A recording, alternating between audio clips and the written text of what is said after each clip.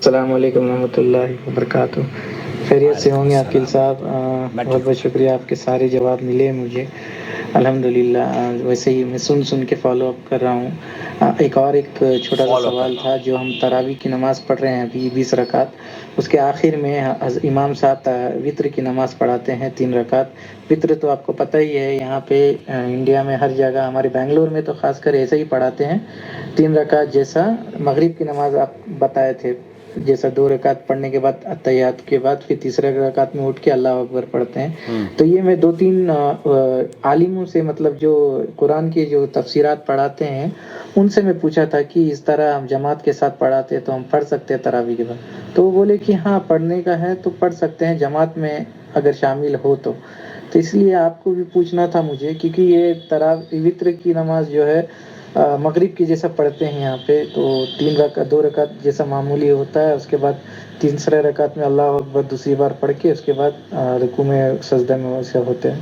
تو کیا کر سکتے ہیں؟ اب اس کے ساتھ شامل ہو سکتے ہیں یا ہم ہٹ جائیں یہاں سے؟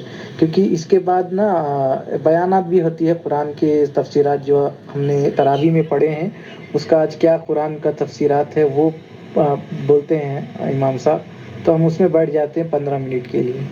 تو ذرا اس میں بتا دیجئے تھوڑا، جزاک اللہ خیر. نحمدہ ونصلی علی رسولہ الکریم، اما بعد. آپ دیکھ رہے ہیں نور ٹی وی جدہ اور میں ہوں آپ کا دوست، آپ کا ہوسٹ محمد عاقل، جدہ سے مملکت سعودی عرب. دیکھیں، ہندوستان پاکستان میں اکثر مساجد میں اسی طریقے سے نماز ادا کی جاتی ہے کہ وہ 3 رکعت وطر کی نماز پڑھتے ہیں، 2 تشہد اس میں ہوتے ہیں مغرب کی، عین بالکل مغرب کے طریقے سے.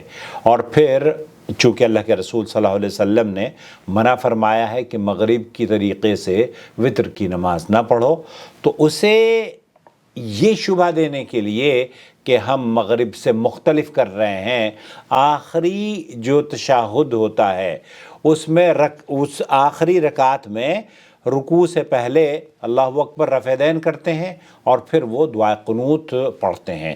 حالانکہ یہ سارے کے سارے لوگ جو رفع دین کر رہے ہوتے ہیں، ان کے یہاں نماز میں رفع دین کرنا ہی نہیں ہے، لیکن نہ جانے کیوں کھینچ تان کے.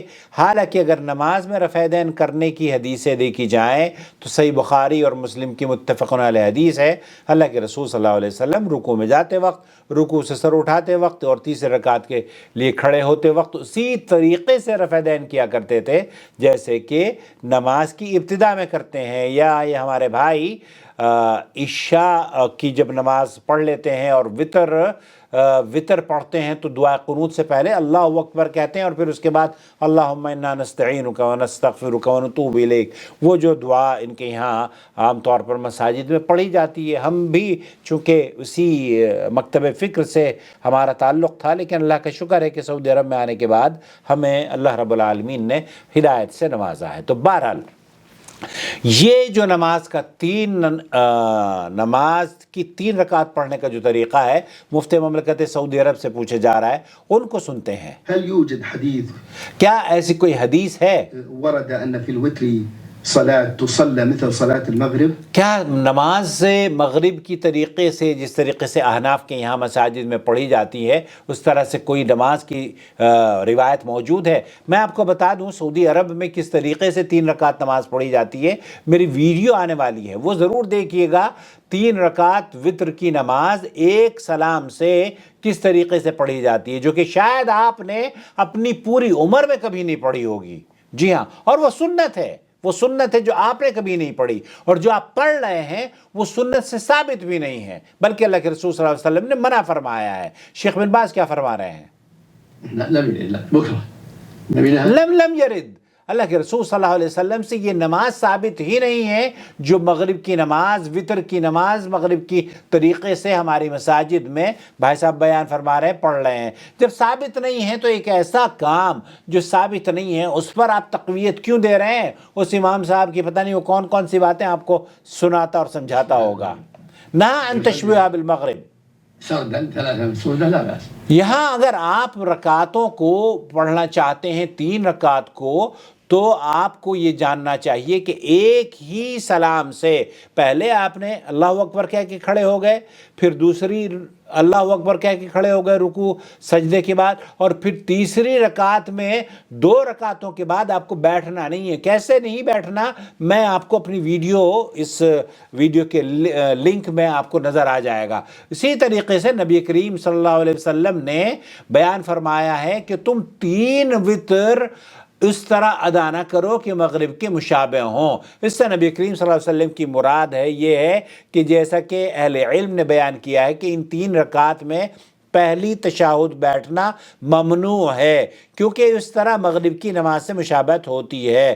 اور عون المعبود اس احادیث کی مختلف کتابوں میں اس کو نقل کیا گیا ہے۔ اللہ کے رسول صلی اللہ علیہ وسلم نے فرمایا ہے صلو کما رأیتمونی اصلی، اس طریقے سے نماز پڑھو جس طریقے سے مجھے نماز پڑھتے ہوئے دیکھتے۔ اور وہ جو نماز میں وتر یا وتر کی نماز میں رفع دین کرنے کا حکم ہے، یہ اس وتر کی نماز میں وہاں پر رفع دین کرنے کی کوئی حدیث ہی صحیح موجود نہیں ہے، بلکہ 4 مقامات پر رفع دین کرنا ثابت ہے۔ ایک تکبیر تحریمہ میں جب آپ نماز آغاز کرتے ہیں، رکوع جاتے وقت، رکوع سے سر اٹھاتے وقت، اور پہلی تشہد سے اٹھ کر۔ تو نمازی کے لیے ان 4 مقام کے علاوہ کسی اور جگہ رفع دین کرنا مشروع نہیں ہے۔ سماحت شیخ محمد بن صالح العثیمین نے یہی فرمایا کہ مشروع یہ ہے کہ ان 4 مقامات پر تو رفع دین کیا جائے، لیکن یہ جو حضرات ہمارے یہاں کرتے ہیں نا،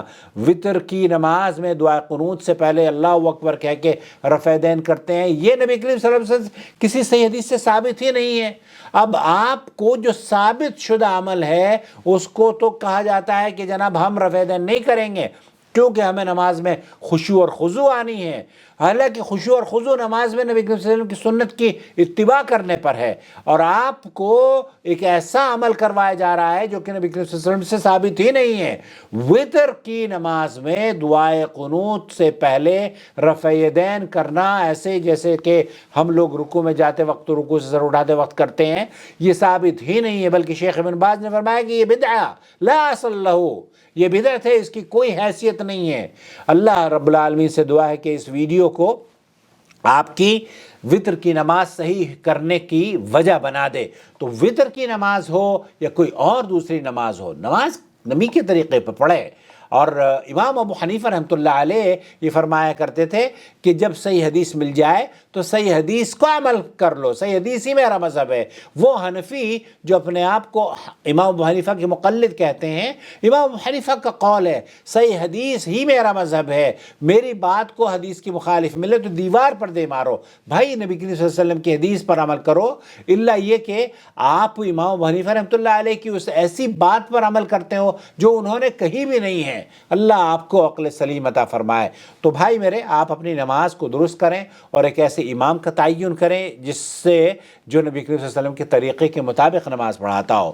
واللہ اعلم، صلی اللہ علیہ نبینا محمد وعلی آلہ وصحبہ اجمعین۔